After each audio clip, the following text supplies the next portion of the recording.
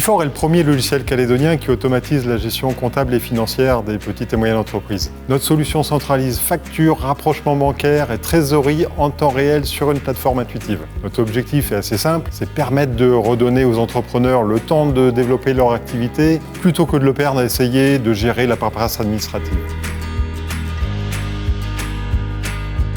Bifor se positionne à la croisée des chemins entre la FinTech et la ComptaTech. Notre force repose sur 3 piliers technologiques. Premièrement, on a l'open banking qui nous permet de connecter directement toutes les banques calédoniennes. Ensuite, on a la reconnaissance automatique des factures avec une technologie qu'on appelle l'OCR. Et enfin, on a une intelligence artificielle qui va automatiser le rapprochement bancaire en rapprochant les factures et les flux bancaires. Tout ça nous permet de supprimer à peu près 90% des tâches comptables manuelles.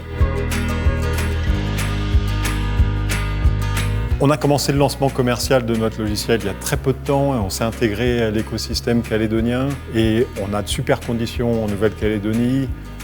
On bénéficie d'un accompagnement de toutes les institutions. Et la Nouvelle-Calédonie est vraiment une terre innovante en matière de développement technologique.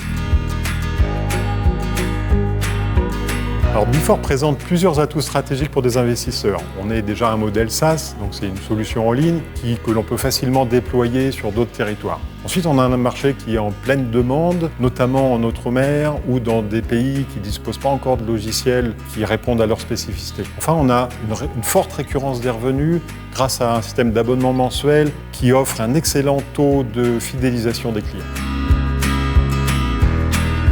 Alors Vivatech est une vitrine incontournable pour toutes les startups innovantes et notre participation elle vise 3 objectifs. On souhaite déjà accélérer notre visibilité auprès d'investisseurs et de partenaires stratégiques. Enfin, on va pouvoir présenter notre solution à un public international et préparer donc notre expansion. Et en dernier lieu, on va échanger avec d'autres acteurs de la FinTech, ce qui nous permettra d'affiner notre roadmap et d'intégrer de nouvelles innovations. C'est comme si tu avais une boîte magique. Tu mets tous tes papiers mélangés dedans et lorsque tu rouvres la boîte, tout est bien classé et il y a même un papier qui te dit combien il te reste d'argent dans la tirelire.